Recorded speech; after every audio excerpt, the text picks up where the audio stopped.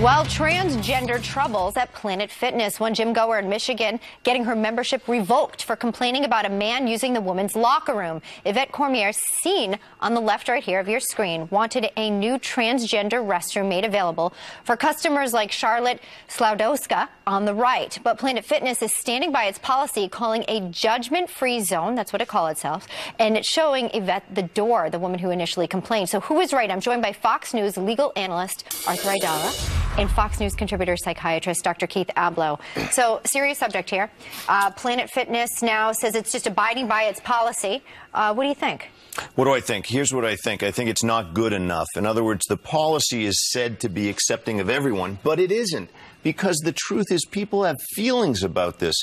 They're not settled on the fact that when somebody says, declares, I am of this gender, but they are anatomically and genetically of another gender, people who see that individual have strong feelings like, look, I'm being viewed potentially while unclothed by someone who certainly looks to me to be of the opposite gender. They need to account for that, too, and not judge the folks who feel exposed. Interesting there. Arthur, you say? Well, I'm going to take this from the legal point of view. The legal point of view in Michigan is Planet Fitness is allowed to have this policy.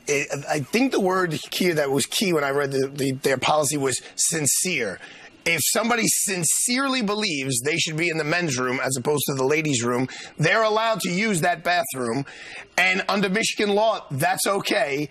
And under Planet Fitness's policy, honestly, they could get rid of you for almost any reason that they could come up with. And here the reason was she went to management and complained. This woman went to management and complained, and they said, well, this is our policy. And then she went back to the gym Monday, Tuesday, Wednesday, Thursday, and told all the other members, and they said, you're annoying all the other members, so therefore we're excluding you from the... Or were they just afraid she was trying to get some other people who might have felt the way that she felt and didn't feel as though her views were being respected either by the club? I think the thing speaks for itself, but it's tough to speak about because we're so politically correct now that we get tongue-tied. We can't say the obvious, which is this is craziness.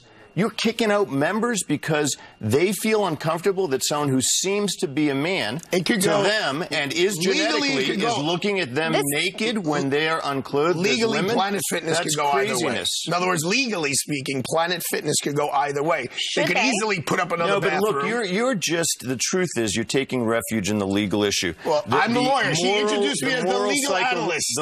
Well, you want me to do the psychiatry? All the more reason to look at this globally and culturally. We are being bullied into accepting things that are untrue. I'm not going to necessarily disagree with that.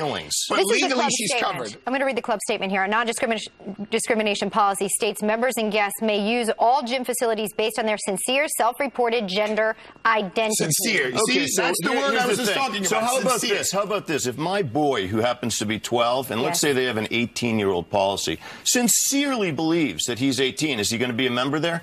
You better believe he isn't. How about if somebody sincerely believes that they're of a different race?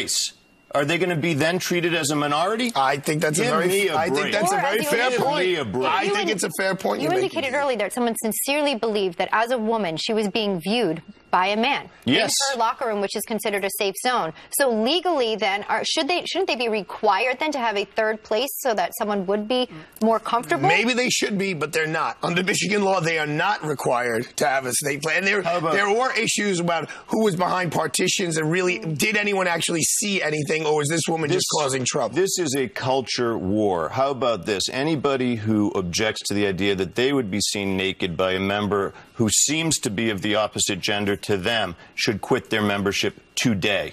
How's that? Wow, this is a hot subject. Keith makes some good points. Not legal points, but good points. It gets into some regulation. You know, business is here to move forward. Dr. Keith, thank you. Arthur Aidala. Thanks. Always. More Fox and Friends just moments away. Stick around.